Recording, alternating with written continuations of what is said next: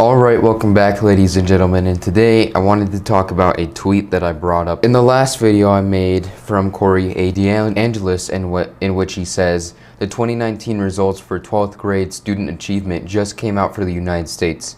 We have a 37% reading proficiency and a 24% math proficiency. That is really terrible, and this shows that not only at this point is it just the teacher's fault, but it is now our own faults for letting this happen for too long. When we fall so much to the point where we have 12th graders having a 37% reading proficiency and having a 24% math proficiency, it's not just the teacher's fault anymore, it's our fault for letting it happen so long. And that's what I want to focus on. If you guys remember, I did a video, I think it was actually the live stream, in which I talked about the graduation rates at Denver public schools, how terrible they were, how Latinos made up 57.5% of the population of students, but they had a graduation rate of 55%.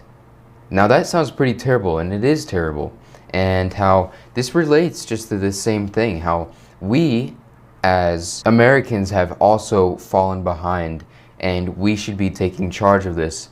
And please, you guys, please stay on top of your child's work. Make sure that they're learning things that they should be learning. Make sure that if your school is terrible, if their school is terrible, if your school is terrible, take them out of that school. And I can tell you for a fact that homeschooling does not take that long per day, and it's actually been great for both me and my dad because we've been working on history together, and I think that's been great. So if you guys want to do that, then I would really like for you guys to do that. It would be so good for both you and your kids, because we can't keep doing this. We can't allow this to keep going down, this number to keep going down, because if you look at this one, it's been going down since 2015. I expect us to be going up. It is now the year 2020. If 5 years ago we had better reading proficiency and better math proficiency rates, then we should have, I can't even understand why we have that now. We should be able to have above 50%. We should have way above 50% for both of these, especially reading. I think reading is easier than math, but to have that at 37% is just terrible. And like I said, I can no longer just blame the teachers. Yes, we can blame the teachers for a lot because they're responsible adults, or at least they're supposed to be responsible adults, and they do a lot of bad things, but when we keep allowing them to do it, it is now our fault as well. So once again, please take your kids out of school. If you can't, that's fine. Just try to work out something out. And if you can, there's a lot of different things you can do. You can put them in another school. There's the micro schools that have been popping up a lot, and those are good as well. So they're like a cross between private schools and homeschooling. It's like a classroom of 10 kids or something like that. And that sounds really fun to me, actually. I would like to just have a very small classroom, but still be able to think and do proper work. Yeah, reading has dropped 2 points since 2015. And we are one of the global superpowers, yet our education keeps getting worse and worse and worse since the 60s. And the fact is that we can't allow this to happen. It is both your job, my job, and the teacher's job not to allow this to happen.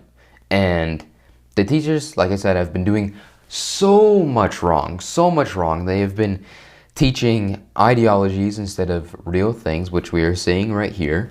And that's what causes the reading proficiency and math proficiency to drop, because they choose to take time out of the classroom in which the kids could be learning about these two things, could be reading or doing math, to talk about politics instead. And it comes to the point where we are now responsible because we keep letting this happen.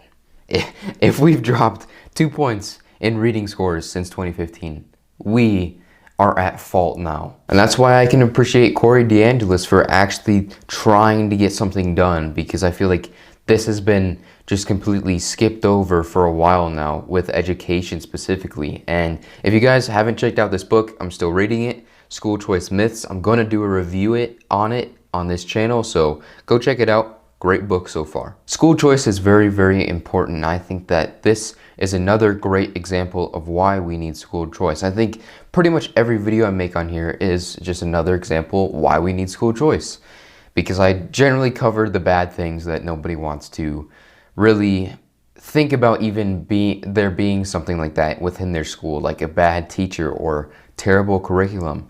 Nobody wants to think about that, but it's valuable, important information that needs to be spread.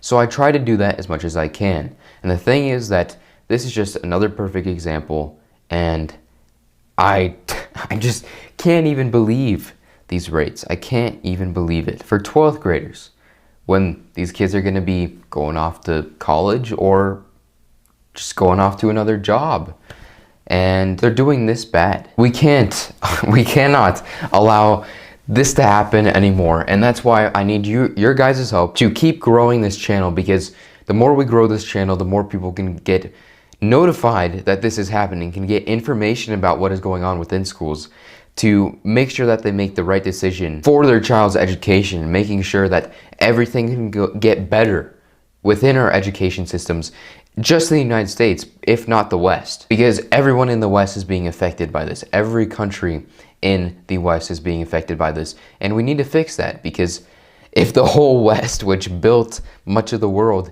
is being affected by terrible education, then we are doing something terribly, terribly wrong, and we need to fix it for sure. And we can see that clearly right here. I mean, it's such bad numbers, and it's the only reason I'm laughing at it is because of how terrible it is, and I can't even understand it.